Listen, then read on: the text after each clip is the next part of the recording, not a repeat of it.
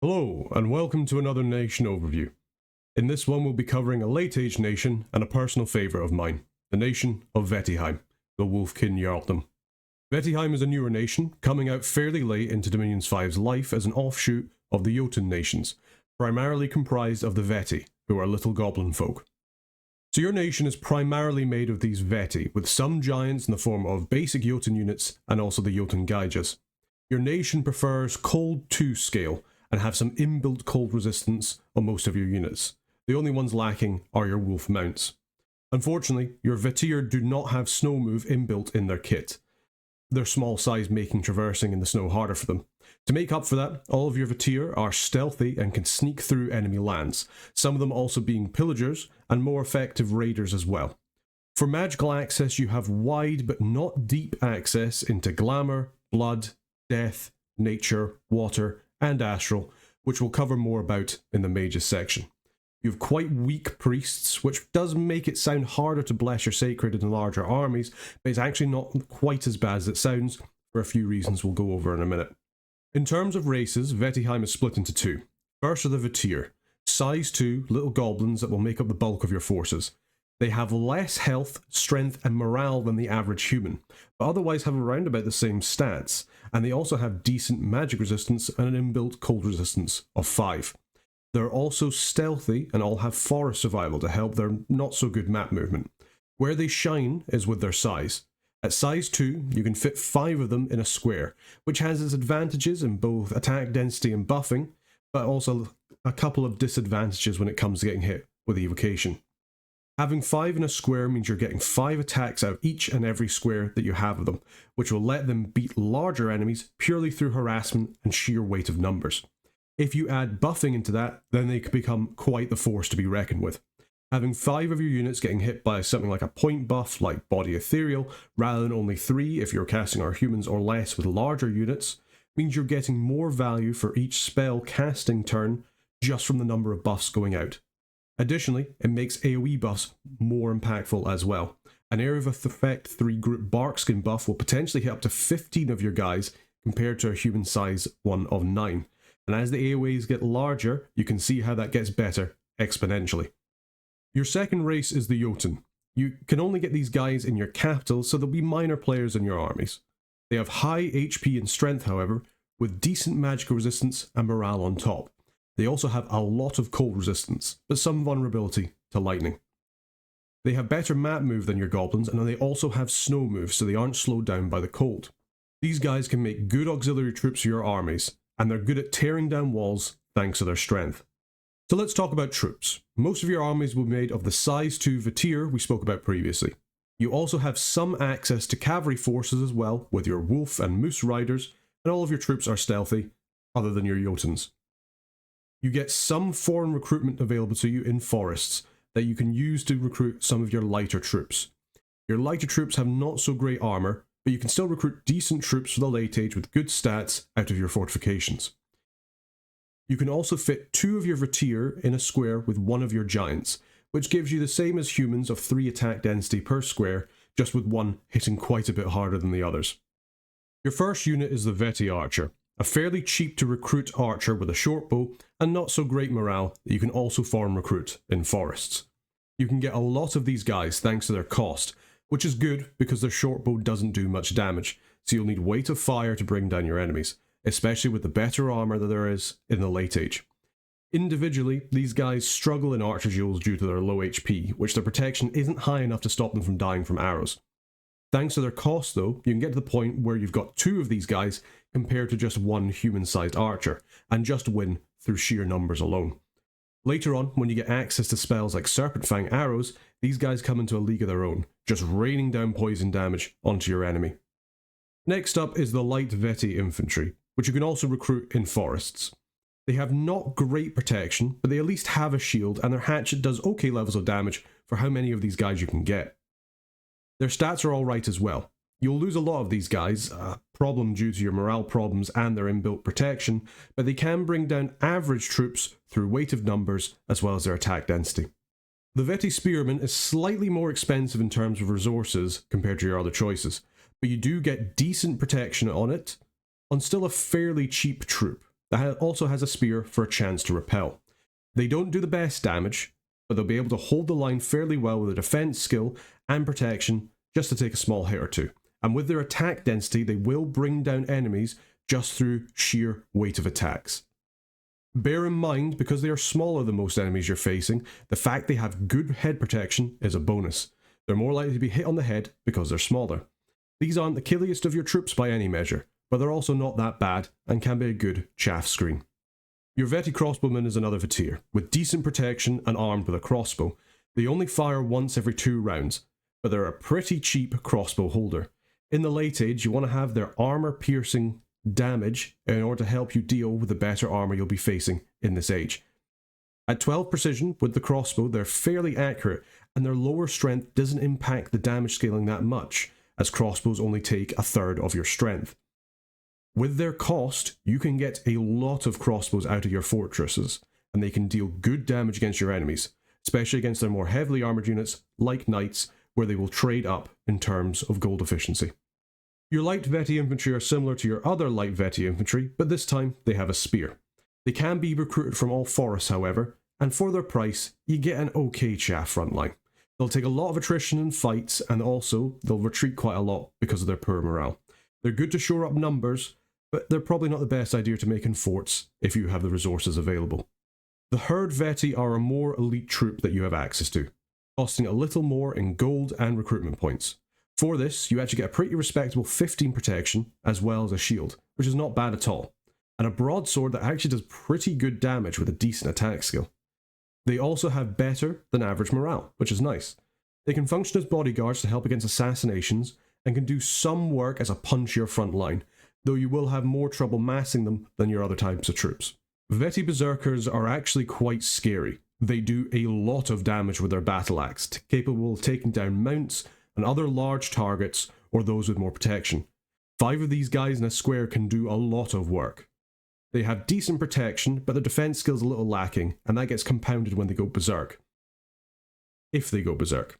They have Berserker +2, so when they go berserk they'll hit pretty hard and pretty well for quite a lot of damage. Their issue is their 8 HP. In order to go berserk, they need to be able to take a hit to have a chance to trigger it.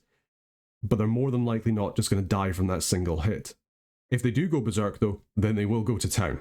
You could use these guys with a couple of your Jotun axemen in order to have 3 high damage attacks coming from a single square. Moving on to your cavalry, you have 2 wolf riding units and also a moose rider.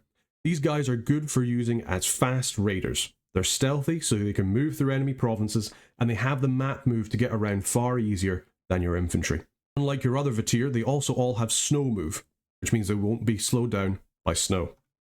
Additionally, both of your wolf units are pillagers, meaning that they can move, attack, and pillage in the same turn. The first option is the Wolf Rider, a size 3 on the mount that's a little bit more expensive in gold, but not that expensive in terms of resources. You can also recruit them from any forest that you have. The Rider has a good defense skill, and you get 2 attacks per unit, 1 from the Rider and 1 from the Wolf. This means that with a full square you're getting 6 attacks per square, which isn't bad. Both the Rider and Wolf are lacking a little bit in terms of HP, and the Wolf also has pretty bad protection.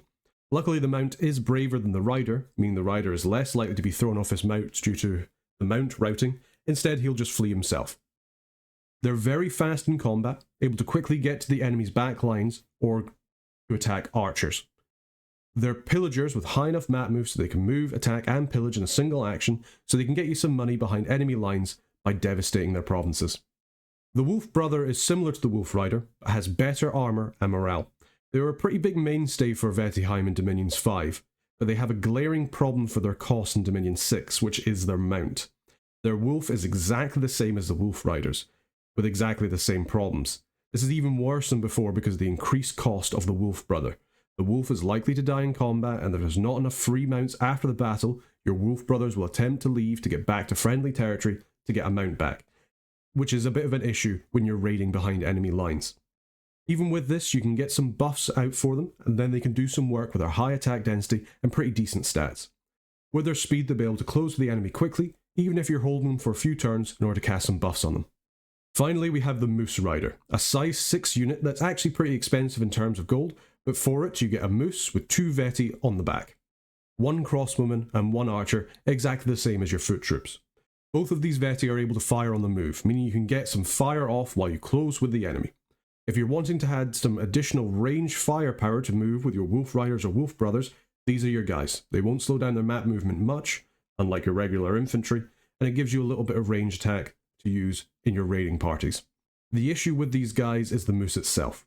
It is a big sack of HP with decent strength, but its skills are a little bit lacking, and it has poor protection and terrible magic resistance.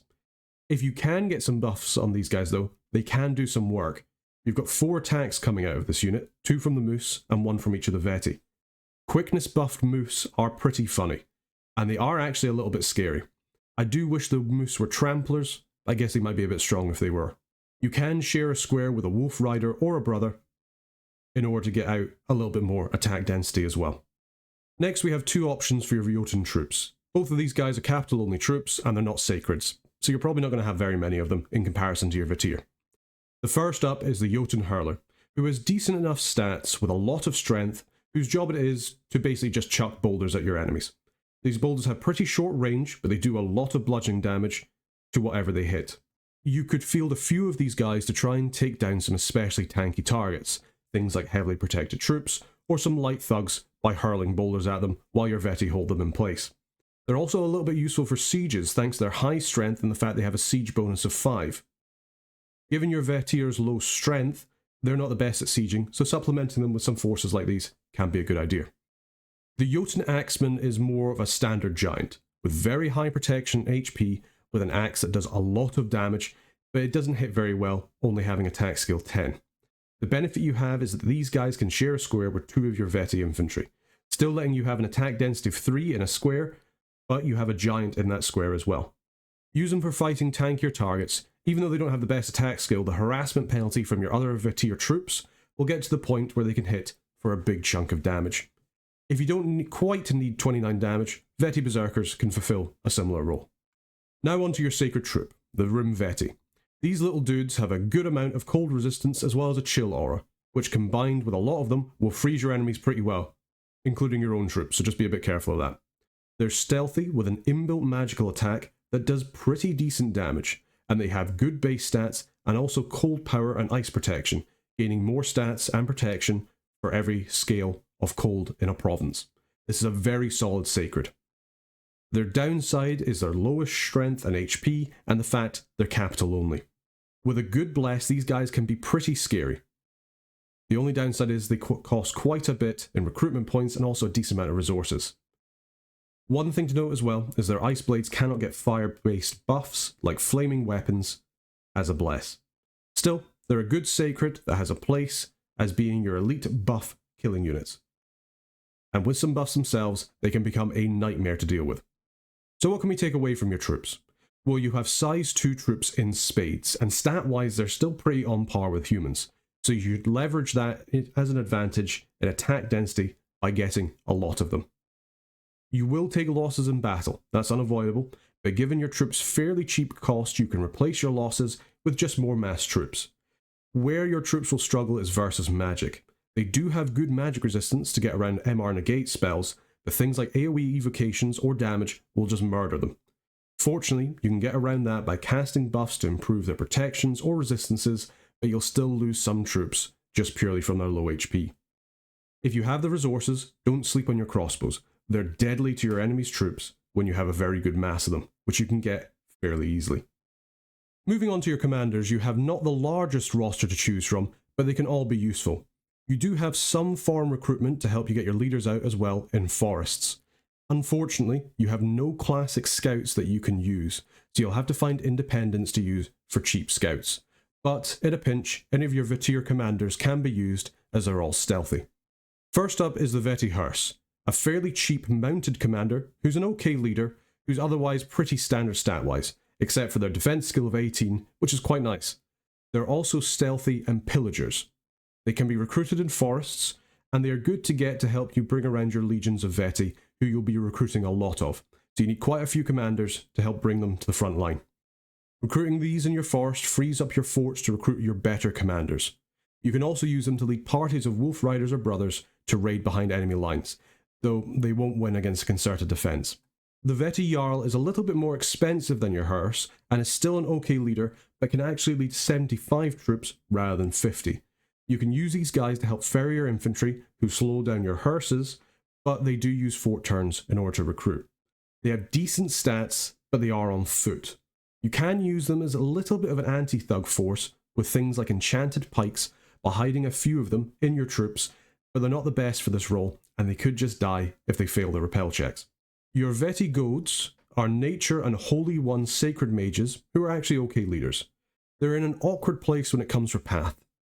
Nature 1 is really only good for point buffing, but they are stealthy commanders who also have Beastmaster +2, which gives increased morale for animals, and they can also summon wolves as an action, good for not using your gems for upkeep free patrollers. They can be good leaders for animal summons, just for the increase in morale that they give them. They're also useful to give out a little bit of things like blessings or bark skins for your battles with your raiding forces. They're also probably your most gold efficient researchers you have available, especially if you go into magic scales. If you're willing to invest a few gems in them, you can make them do some very light thugging work as well, though you will need a barding on their wolf so it doesn't just die.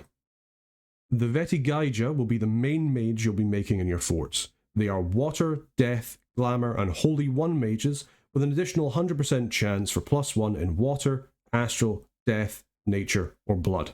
That's a lot of potential paths and cross paths, and that's a blessing and a curse. Back in Dominions 5, rather than having a base glamour level, they had a base nature level, and that let you get the option of nature blood cross paths, which could be potentially very useful for you when you massed up for things like personal regeneration for your Sabbaths.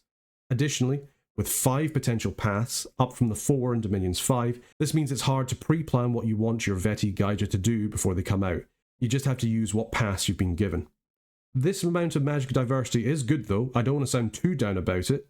Your astral and blood randoms can join Sabbaths, water randoms are great for giving out buffs like quickness or gifts of formlessness, death 2s can start to skelly spam, and nature randoms can give you some access to the glamour and nature buffs in battle, while glamour gives you easier access to get the better glamour buffs out. They're all still useful, it's just kinda harder to plan around. They are also old-aged when they're recruited, so keep that in mind as you might lose a few over winter. Okay, let's move on to your capital-only recruits. Your capital only has 2 commander points to use per turn, which is okay because neither of these guys are slow to recruit. Both are very useful for you on the strategic level, so it's quite difficult to say which one you want to recruit from your capital. You're going to just have to use whichever one you think is best for the next couple of turns. The Dimvaetti are little goblin assassins that only cost 1 commander point each to recruit, so you can get 2 of these per turn in your capital. These guys are surprisingly deadly, despite their small size. They've got a good stealth rating of 80, and they also have Assassin 2, making it less likely that bodyguards will be around to defend their assassination target. They are equipped with a magical dagger that deals a good bit of damage and can cause their target to bleed, and an additional poison dagger that can also poison their target. The combination of these 2 weapons and some pretty good attack skill makes them fairly able to take out enemy or independent commanders when assassinating. It's quite fun just to watch one of these guys just completely wipe out a tavern containing their target and a bunch of villagers. The only thing they're lacking is in their protection, though you'll probably be more relying on their defense skill to keep themselves alive. These Dimvaetti are good enough for you to assassin expand with, which is a tactic of moving beyond the first ring of your cap circle with a couple of assassins to take out all the independent commanders of a province. Once you've done that, you can attack with any army, even if it's only just one of your assassins, and the independent forces will retreat, and you take the province without a fight. After expansion, these guys are still pretty great assassins to mess up your opponent's plans in wars, though they lack the ability to scale walls, unfortunately. The Jotun Gygja is a giant mage that has death, glamour, blood and holy one, with an 100% chance for +1 in water, astral, death, nature or blood, a second chance for +1 in astral, death, nature, glamour or blood, and then a final 10% chance for +1 in water, astral, death, nature or blood. These giants have the same issue as your Jotun Gygjas. It's hard to know exactly what you're going to get in terms of magical access until you've recruited them, but all of their cross paths are very useful to get. They're also your only reliable access to blood as well. They can make expensive but still effective blood hunters, especially with some blood randoms. Otherwise, they're good forgers, sight searchers, and buffers for your troops. You do have to be wary of enemies using attack large targets against them though, so if you take them in your armies, have another couple of size 6 units elsewhere to draw their focus, either your recruitable giants or some of your bigger summons. As you can only get one of them per round, they're a fast but not particularly gold efficient researcher. They're also fortune tellers to help you against bad events. Finally, in terms of foreign recruitment, you have the Vaetti Hag, who can only be created in non-forted forests. They only require a lab, which you get a discount to create, making all forests a no-brainer to recruit these hags from, as well as a collection of lighter troops. For a fairly cheap 60 gold, you get a mage with no guaranteed starting paths, but a +1 in water, astral, death, nature, glamour, or blood. That's a lot of potential uses. Astral and blood can be used in your communions and sabbaths, while the other paths are low, but still good for buffing your armies. They are, however, inept researchers, so they're not very good at researching, and they aren't very gold efficient due to not being sacreds, but that can change with some magic scales or some additional boosters that you can make for them. The main benefit of them is they don't take up any of your fort turns, but they're very reliant on what you get in map generation. If you're surrounded by forests, you're absolutely laughing. You can get lots of these little ladies. If you only have 1 or 2 forests, you can't reliably get all the paths you want out of them, so it's a little bit harder for you to make a research plan around them.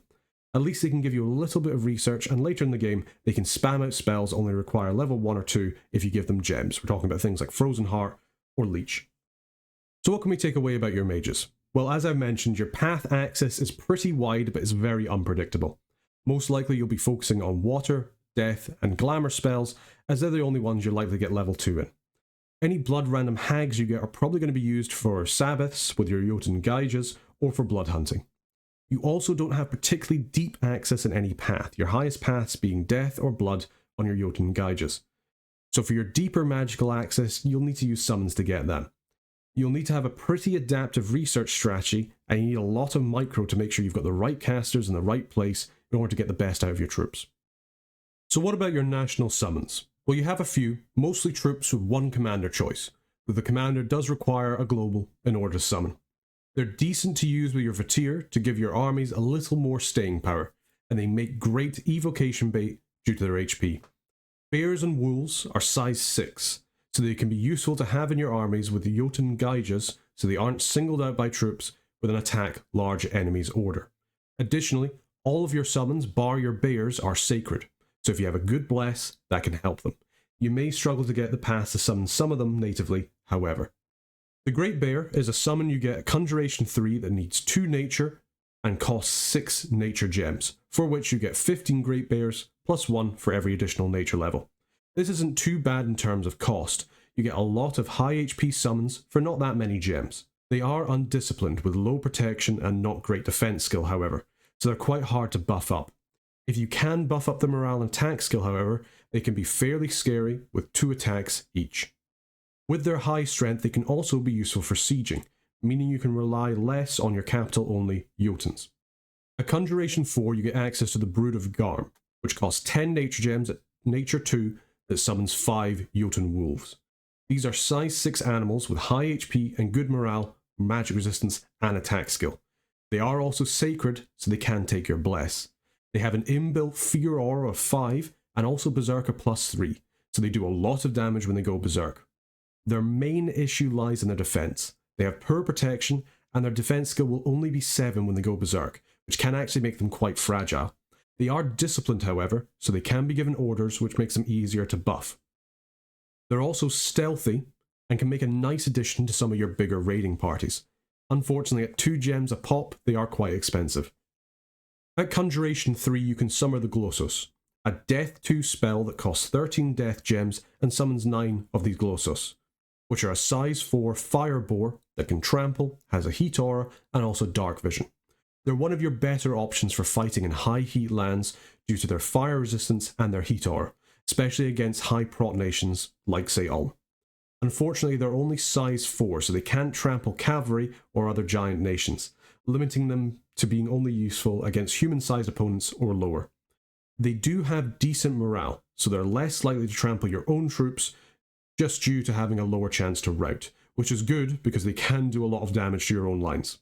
The Niefel Jarl is a blood 6 summon that needs blood 3 and water 2, as well as 66 blood slaves in order to summon a Niefel Jarl. You also need to have the global enchantment up, Illwinter, in order to summon them. More on that later. This gives you a water 3 death 2 mage with an 100% chance for +1 in water, death or glamour, and then another 10% chance for +1 in the same paths. Not only are these guys great leaders, they can be turned into super combatants, thanks to their base stats, cold power, and ice protection, and the fact that to get them you need to have Illwinter up, which will increase the cold around the world. This is your most powerful chassis for a mage, with good casting potential, and with some additional magical items, they could potentially beat up whole armies by themselves. Unfortunately, to get them, there's a long build-up time with a global you need to get out, which is difficult depending on the global limit in your game, plus the fact that this global that you use will be very aggravating for other players, so people will work together against it. If you can get a couple of these guys out, they're a very powerful chassis in an age not used to such high-powered units. As for your national heroes, you have one, but she's a very tempting one. Angerboda is a really nice hero to get. She has Astral, Death, Glamour, Blood, and Nature, with all but Nature being at level 3 and Nature at level 2. She is your best potential for a really nice mage. She has really good path access and a great forger and summoner. She's the best Astral mage you can get nationally, and depending on what boosters or empowerments you give her, will be the best caster in other areas, except for maybe your Pretender. With her crossbreeder ability, she has a higher chance for good results to add to your chaff through crossbreeding. Or, if you get a really good one, add to your armies as a damage dealer. She's far too important to be used as a battle mage except in a really desperate moment. If you are going to use her in such a role, give her something like a Ring of Returning so that she can come back as soon as she takes damage. As for national sites, you start with only one, the Ironwood. This lets you recruit your Jotun Gygjas, Dimvaetti, Rimvaetti, and your Jotun Hurlers and Axemen in your capital. It also gives you 1 death, 1 Astral Pearl, and 2 nature gems per turn. Not a great amount of gems, but a very useful pass for you, and having this level of sorcery access will help you in the late age, especially later on into the game. Site searching for glamour when you have the time will become very important for buffing up your mage core and your units. As for your national spells, you have 3. The first we'll cover is Illwinter, the spell you require to summon your Niefel Jarls. This is a hard, but not impossible spell to cast natively. It does require some luck with randoms and high construction research in order to get the boosters for it. Do note, it does not let you recruit Niefel Giants in your forts. You're not a Jotun nation, you're a Vaettir nation, though that would be a nice change. This will cause the temperature in the world to drop periodically, which with your cold resistance you should be able to use to your advantage. Additionally, in cold provinces, random attacks by Jotun and normal wolves will occur and unrest will increase worldwide. Using this spell will not make you popular with the other players in your game, so you either need to blag your way through it diplomatically or use it when you've nearly won or nearly lost so you can get your super combatant Jarls out to win or save your game.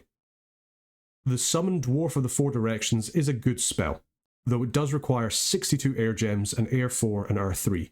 You have neither of these paths natively, so it's a difficult spell to cast, most likely requiring your Pretender or a lot of summons, boosters or empowerments in order to cast.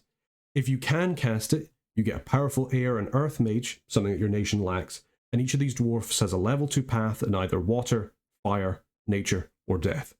If you can get the fire dwarf, great, you've just unlocked 3 paths you otherwise would not be able to have access to, and it can boost your ability to cast spells to buff your troops or summon other commanders to deepen your access in these paths. Each dwarf you summon will also cause increased hurricane events throughout the world, and if you manage to summon all 4, then Perpetual Darkness and Eternal Storm will trigger, at least until one of these dwarves are killed. You do share this pool of dwarves with the other nations that can cast it.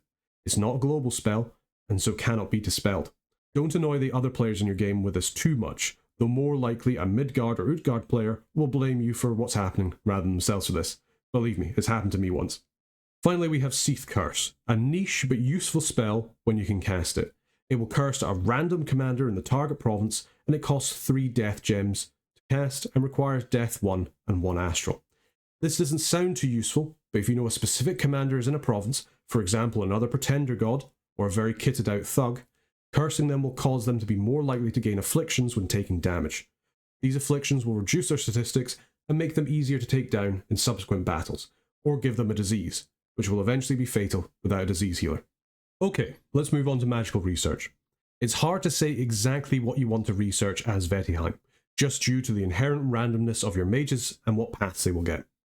Overall, I would say though, two of the most important schools generally will be Alteration and Enchantment, for one easy reason. Your size 2 troops take buffs extremely well. Even AoE 1 spells that hit 5 of your troops each time they're cast is a massive bonus in terms of mage battle round efficiency in battle. After your script is done, mages will tend to continue to buff units near them, so just having the research unlocked will improve your troops' ability to deal and take damage.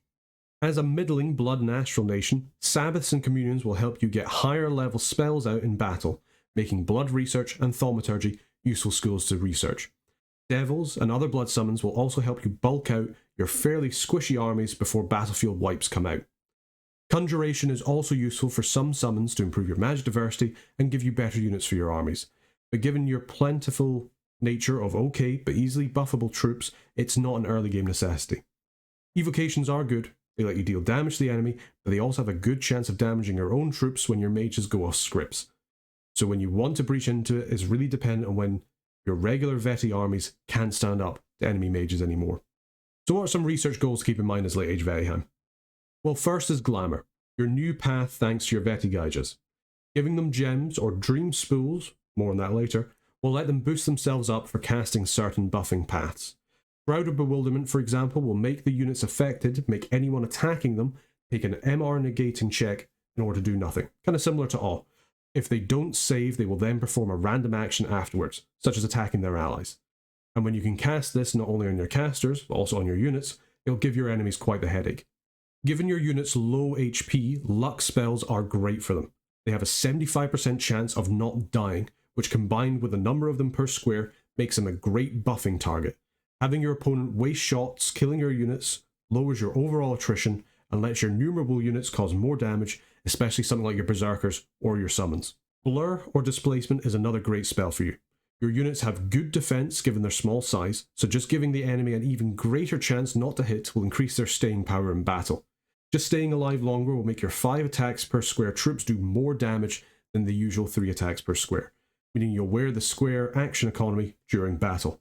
Nightmare Mass is a glamour death spell that gives the affected units dread. This is better on numerable small units, as it can affect a whole square with this.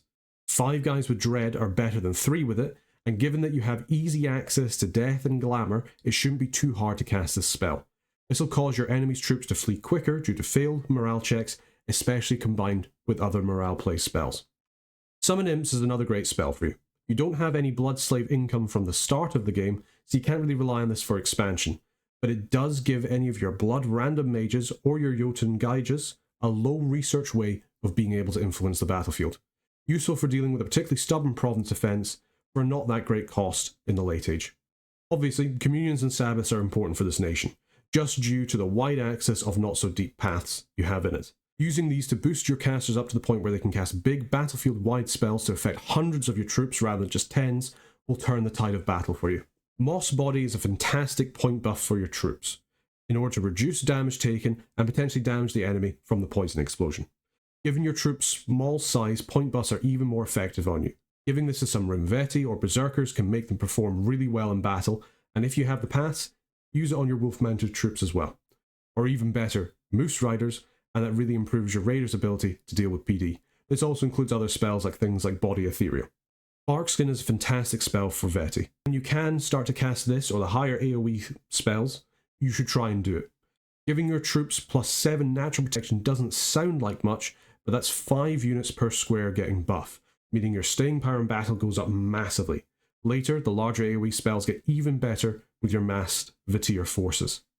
Quickness is another point buff spell that does wonders for you. Every time you cast it on your Vaetir, you go from 5 attacks per square to 10. That's a lot of attacks. Using this on troops like your Berserkers or your Sacreds, or even your Jotun Wolf summons, massively improves their killingness. And even if you just hit some Vaetti Spearmen, they'll kill just due to their attack density. Serpent Fang Arrows turns your archers into absolute menaces against pearly armor troops. If your ranged units do damage, then they'll then do additional poison damage. If you're against armor troops, which you will be in the Late Age, also giving this to your crossbowmen make them much more likely to kill their targets when they hit. Seeing as you have such cheap access to both archers and crossbowmen, Once you can cast this, it's a no-brainer just to make them be able to take down enemy big hitters like large units or cavalry. Just watch out a little bit for friendly fire. Stygian Reigns is a great spell for your armies later into the game, though you may find yourself less likely to be against mundane attacks. Giving everybody in the map invulnerability is just better for you, given the higher number of troops that you have.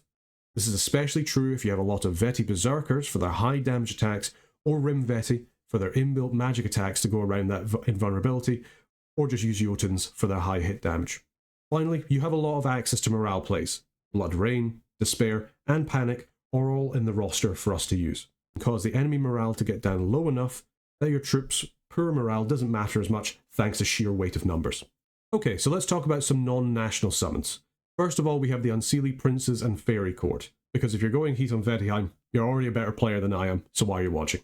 These can let you get more water, glamour, or either air or death casters, all of which you love in the later part of the game.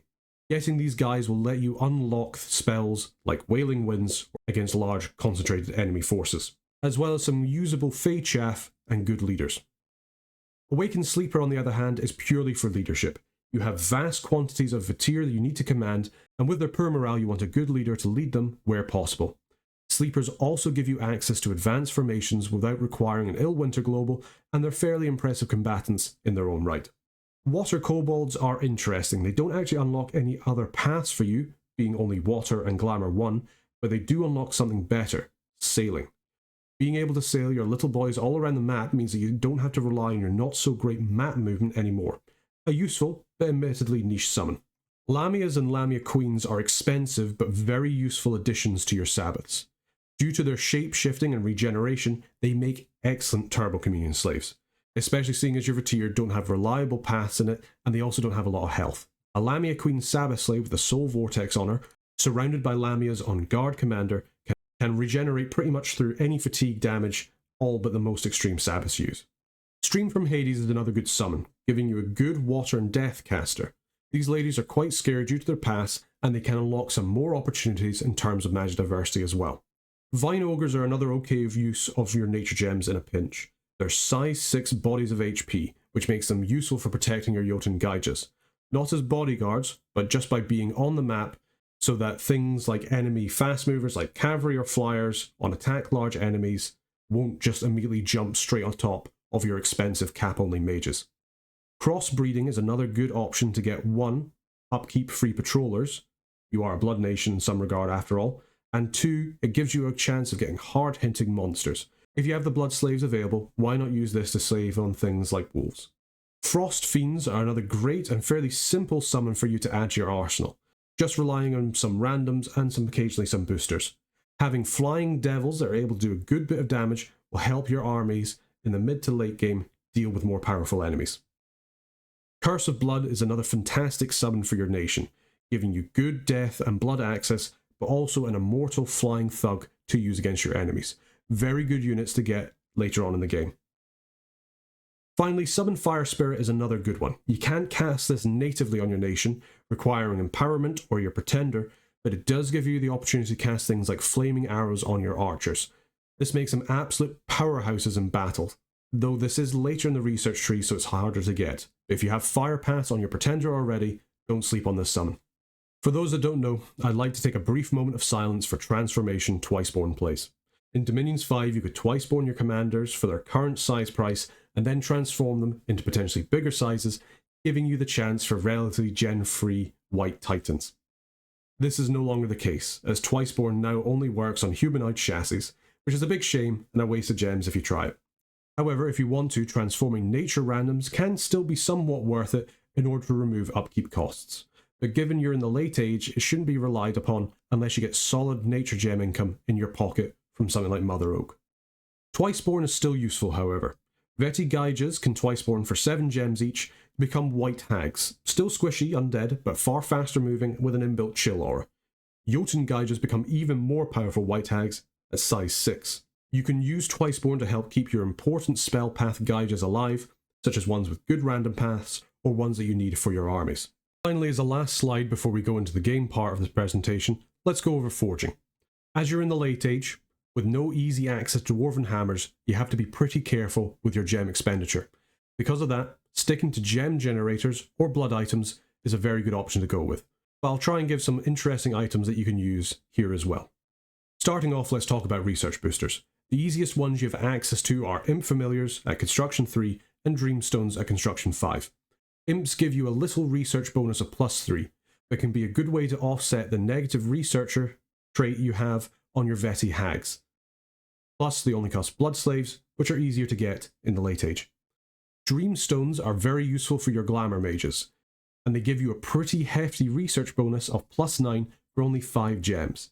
You don't start with any glamour income from the start of the game, so finding some can be a great shout for your glamour mages to stay at home to assist in research. You can also make use of homunculi, but at 10 nature gems per forge, they are pretty expensive to make. The Cloak of Invisibility is an item you can get later on in the game, but is very useful. It gives the wearer unseen and also gives them a stealth bonus of 20. Unlike some other stealth items, even if the user isn't already stealthy, they are now able to stealthily move through enemy province. This is very useful for your Jotun Gygjas, who are not stealthy without an Obfuscate Bless by default, letting them sneak in with your Vaettir parties through or into your enemy lands. The Horn of Valor is a fairly cheap nature item at Construction 5 that gives you +1 inspirational. Giving your troops lower morale, giving them more morale is a great way to make them stay longer in battle and not rout quite as much so you lose people when they retreat. Dream Spools are an efficient and cheap glamour gem generator that also gives you 2 illusions as a retinue. As you have fairly low paths, boosters are very important for your nation to enable you to consistently cast army buffing spells rather than relying on actual gems or gem imports from logistics. You already need so many commanders for your forces, given how widespread they are recruited and how many of them you'll have. So adding in additional commanders just for the logistics of carrying all the gems you need to individual commanders for all your different armies, you'll probably go insane trying to do it. Or you'll just say, you know what, I can't be bothered with this, and then you'll lose an important battle because of that. Don't be that guy.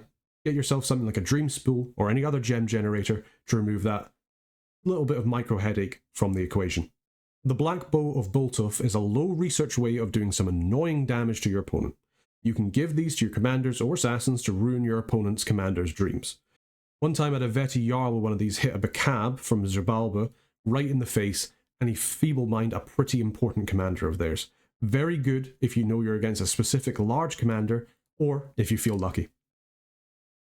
The Skull Standard is a nature death item that allows the wielder to cast Panic, if they couldn't already, and also gives them a fear aura.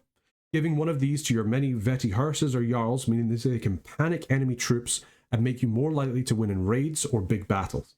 The cost is a little bit of a problem, but allowing a non-spellcasting commander to do so in battle makes this a very efficient item to pick up. Sanguine Dowsing Rods are a Construction 5 item that lets you get more blood slaves.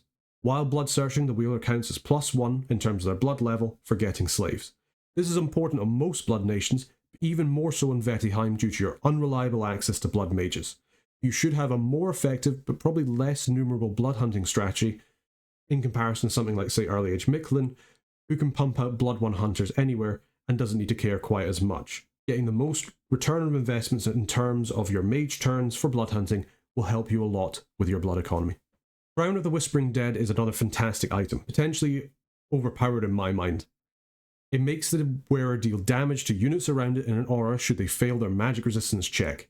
Giving this to a commander behind many of your lines of Vaetir, especially if they're also given a Skull Standard, can do a great job of making your enemy flee, before they probably should, just due to chip damage and morale checks. Lifelong Protections are another good item for you to make for your assassins. Dimvaetti that summon imps are an absolute nightmare to deal with, and they can kill very high level mages just due to the chaff you're summoning. For example, I killed out another very kitted out Jabal and Bakab with just one Dimvaetti with this, which the guy was not very pleased with. Armour of the Twisting Thorns is another fantastic booster, as is any booster that you can forge for any of your lower mages. Nature and Blood are probably 2 of your most important paths to boost up, and getting higher levels in these 2 paths opens up a lot of magical access and summons for you, and especially spells like Blood Fecundity. Finally, as mentioned before, don't sleep on the Enchanted Pike. Though it doesn't sound that great, having a cheap commander use one of these fairly cheap items can be a way to deal with early game thugs. You will need to be supported by other normal troops, otherwise your commander will just die. It's a fairly gold and gem cheap way to deal with thugs using Mist Form or Moss Body or Strong Sacreds if you don't have or you can't spare any Rimvaetti. Okay, moving on to Pretender design for Vaettiheim. You have a good selection of Pretenders, mostly coming from the Nordic culture group, but you can easily make an Immobile, Rainbow or Expander Pretender. Your choice of Titans is a little bit limited, but you can still make it work with some good choices. As for whether you want to go Awake, Dormant or Imprisoned, that is a big question. As with most nations, Vaettiheim doesn't expand fantastically on its own, so in that it could use an Awake expansion Pretender in order to speed it up. You are, however, also a nation that loves scales due to its cheap troops. But you could also do with some increased magical access and magical diversity with your Pretender. I'd say give them a couple of games of trying until you decide what you prefer the best. Speaking of scales, let's go over them quickly. Vaetti, in my mind, is a nation of scales. You love to get as many of your little goblins out as you can for all of their size 2 goodness. When it comes to Dominion, it's a main limiter on how many Rimvaetti you can get out per turn. A conservative 5 or 6 is probably good for the nation. This lets you get a fair amount of your Rimvaetti out per turn, and it also helps your scales propagate into your conquered provinces. Order is another trickier one. You can go Order for a little bit of extra resources and income, and it also helps you deal with unrest. Turmoil will reduce your income and recruitment points, 2 of your main blockers for recruiting your fort and foreign recruit troops. If you can, go Order with them, that is my preferred way to play with them, but you could go Turmoil if you manage to math out exactly what you want to do. When it comes to productivity, you don't need too much, if any, with the nation. You're more locked behind gold and recruitment points rather than resources, but that is very dependent on what troops you want to make. If you don't want to space your forts out, or you want to heavily rely on your herd Vaetti and Jotuns, then production is the way to go, but 1 point is probably just fine. If you have also gone a little bit into Order, you can take a small amount of Sloth in order to balance it out for some additional points. When it comes to temperature scales, cold scales in my mind are the best, just due to your Rimvaetti's affinity for cold provinces. They get actively worse in heat scales because of their cold power and ice protection, so going heat for a helpless probably isn't a great idea. Still, if you're really hurting for design points, you could raise this to cold 1 and still not affect your regular troops too badly. Growth and death is the usual Dominion 6 question. How long is the game going to go on for? If it's going to take 300 rounds, then stay away from death and go growth. If you can't tell, maybe just dip a little bit into death if you want the points. The negatives aren't too bad, and you can always get to blood fecundity for your most important provinces for income. Potentially not quite out the gate as early age Mictlan, but it's still fairly easy with some boosters or randoms. Otherwise, just keep it neutral. When it comes to fortune or misfortune, I do really enjoy getting fortune as Vaettiheim. Angerboda is an amazing hero to improve your magic diversity and to continue to improve it via the summons she gets access to. Additionally, getting gem events is fantastic in the late age just due to your overall lower gem amounts. You can go misfortune if you need the points. Your Jotun Gygjas are fortune tellers to help offset the bad luck. Just be prepared for some bad events. For magic and drain, I feel it's a no-brainer. Go magic if you have the points. You have good magic resistance on your troops already, so you don't feel the minus magic resistance as much as most of your enemies. And you also have foreign recruit, not so great researchers. Every scale in magic makes each and every one of them much better. Not only that, but your mages have wide but low path levels. Reducing the fatigue they take for casting spells is very important for you. You could concentrate more of a glamour dreamstone build for research, but magic skills are very good for this nation, so I suggest that. Otherwise, you can go drain for a big bless. Bear in mind that you will be sacrificing quite a lot for it in terms of your mage efficiency and research. Alright, let's talk blesses. What's good for your sacreds? Well, anything that can improve their killing power early is good, so strength blesses are on the table. You can recruit a lot of your Rimvaetti, Dominion depending, and given their high attack density in a square, making each of them hit harder is a massive bonus. Same with something like attack skill. Remember that their stats also get better in the cold 2, so use this in conjunction with potentially cold 3. Additionally, giving them something like fear or dread is a good shout. Unfortunately, dread and fear no longer stack, which when I tested that at the start of Dominion 6 was absolutely bonkers. So you can't use nightmare masks with a fear bless on your Rimvaetti, which is a big shame because it worked really, really well. Still, a fear bless, while expensive, will make your sacreds expand and fight better in early wars before morale fixers, and you can concentrate dread buffs onto your regular line troops, or alternatively, take dread and then buff that up as well with nightmare masks. Speaking of glamour blesses, Awe is honestly not a bad shout for an incarnate bless. You don't have fire access to cast it with your glamour mages, and giving all of your sacred troops 3 Awe isn't something to sneeze at, especially given how many of your little Rimvaetti you can fit in a square. It can also make your goads much more effective as a fighting force, able not to be hit by the enemies quite as much due to the Awe effect. While not many of your sacreds have multi-attack, slowing weapons is actually a really good weapon modification for your sacreds. Giving your opponents -2 to their attack and defense skill, and also making them attack half as much, is quite oppressive, given you only need to hit your opponent for it to take place. Stack this with some quickness buff spells on your own side, and your sacreds will tear through the enemies they face with little resistance. Speaking of quickness, it is a very expensive bless for you to take. Not that you shouldn't do it, but you already have fairly decent point buffing access to it. Keep that in mind before spending all these design points. But if you just want to get it on all your sacreds all the time, then go for it. If you're going fire on your pretender, Inspirational Presence is actually a good one to take. It gives you inspirational and lets your sacred commanders command more troops. Given that none of your basic commanders can use advanced formations anyway, this will improve the staying power of your troops early game and help you command larger armies better, with less chance of your troops running away due to your squad's morale failing.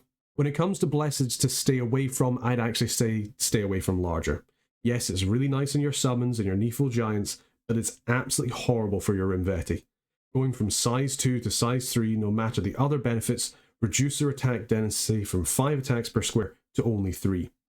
You can use a larger strategy if you think you're going to be using more sacred-based communions, but given your randomness and path access, I still don't think it's a very good idea.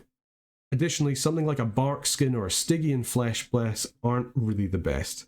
Bark Skin you can cast fairly easily with your normal mages, so it's quite a big investment for just your sacreds. While Stygian Flesh isn't always the best option, against mundane attacks, sure, but not against magical attacks, which in the late age, quite a few nations have access to magical weapons in their troops or their sacred lineup, so you've got to be careful of that.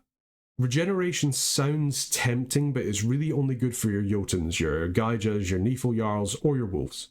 For your Rimvaetti, something more like an Enchanted Blood and Dying Bless can be better for you to use.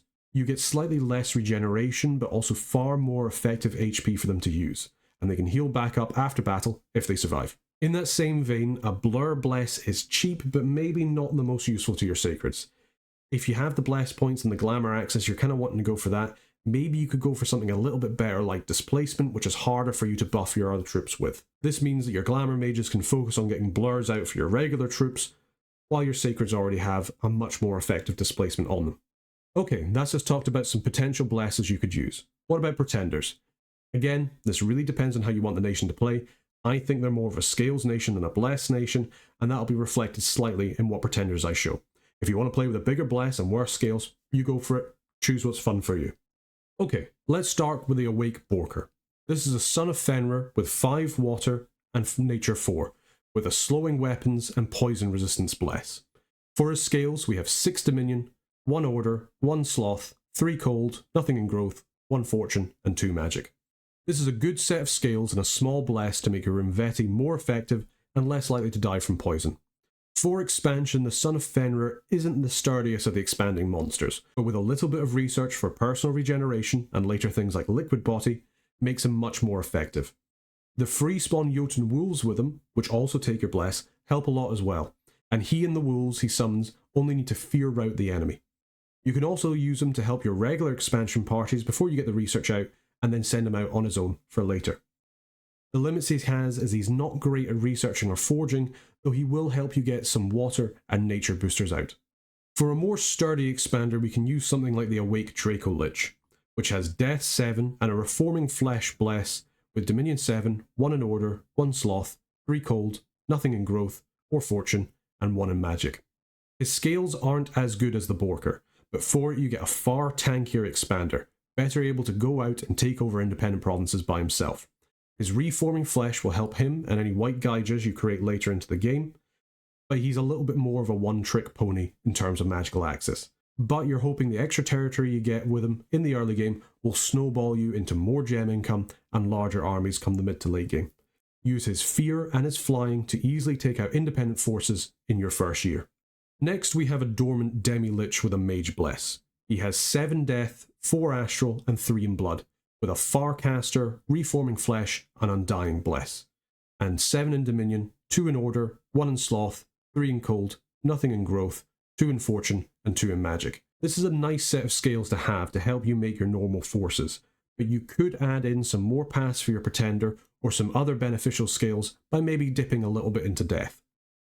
While this Bless isn't the best for your Rimvaetti, your normal casters will have further range on their spells, meaning they're less likely to be hit by a stray arrow while getting closer to the enemy, and any Twiceborn Gygjas will have Reforming Flesh for regeneration once your Pretender wakes up, making your Jotun Twiceborns into a pretty strong force. Also, once he awakes, he can help make you death boosters in order to help increase your white hag force, or, very late into the game, think about going into things like Lichcraft. A dormant path access titan like the Devies of the Sun is another option you have. They have Fire and Nature 6 with a 2-time inspirational and Fire and Poison Resistance Bless, with 7 Dominion, 2 Order, 1 Sloth, 3 Cold, no Growth, 1 Fortune, and 2 Magic scales. These are nice scales to have, and while this Bless isn't killy, it will help you lead your large groups of normal Vaetti in your first war. The +2 to the morale makes them fight for quite a bit longer than they otherwise would, and it actually makes your animal summons quite brave on commanders like your Vaetti goads. The resistances are also nice to have to make your Rimvaetti a little bit more resistant to evocations, and when she pops out, she will immediately start to generate fire gems for you, giving you instant access to another school of magic. Use her for a timing push, say for example using her to give your masses of Vaetti archers flaming arrows, which can take your opponent off guard as they'll not be expecting you to use that against them. Later on in Conjuration, she can summon fire serpents to expedite that roll. Additionally, she also puts you in line for potentially casting something like Mother Oak into the game as long as somebody doesn't get there before you.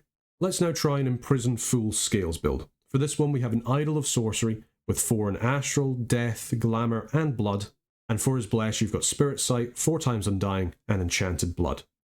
For his scales we have 8 in Dominion, 2 in Order, 1 in Productivity, 3 in Cold, nothing in Growth, 2 in Fortune, and 3 in Magic. These are really nice scales, very good for your researching with your foreign recruits, and the luck scales mean you might get some nice gem events too, and you have a lot of recruitment of your sacreds thanks to your high Dominion, Order, and Production. You could sacrifice a little bit of the Bless in order to go more into growth scales, seeing as you're kind of banking on the late game anyway, but the Production gives you more immediate return on your gold in your provinces. Your Bless is a small one, but it's still quite effective. Spirit Sight will help your Rimvaetti versus Glamour users and let them fight in the dark without penalty. The 4 times Undying and Enchanted Blood gives each of them 8 more effective HP, nearly double their standard, and the Enchanted Blood gives them a little bit of regen and some more magic resistance as well. Your God does come out quite late into the game, as they are imprisoned, but when they do, they can immediately start to do things like summoning Vampire Lords or Mound Fiends to help your magic diversity out if you haven't started on them already. Finally, here's an Imprisoned Mix Bless, which is a Frost Father with 4 in Astral and Blood and 3 in every other magical path. He has an Inspirational Presence, 2 times Reinvigoration, Farcaster, Undying, Enchanted Blood, Blood Surge Bless, and for his scales we've got 7 Dominion, 1 Order, nothing in Production, 3 Cold, nothing in Growth, 1 Fortune, and 1 Magic. This Bless is nice both for your Rimvaetti, your casters, and all your sacred leaders, giving them all a little bit of the boost in order to make your game slightly easier. He is imprisoned, so he won't come out until late in the game, but when he does, his vast magical pass will make it so you can access path-increasing summons and items from nearly every school of magic. You could change his Bless around so he has, for example, more resistances for your sacreds to make it last a little bit longer, or maybe a bit more of a killy Bless, but that's the beauty of an Imprisoned Bless, you can kind of do what you want. Okay, that was Late Age Vaettiheim, one of my favourite nations in the game. I'm sorry this one was quite long, I just have a lot to say about my cheeky little goblins. If you've enjoyed this video, consider becoming a member of the Burger Band for some additional benefits, and I hope this national overview was useful to you, and I look forward to see you again in the future. Until next time, take care.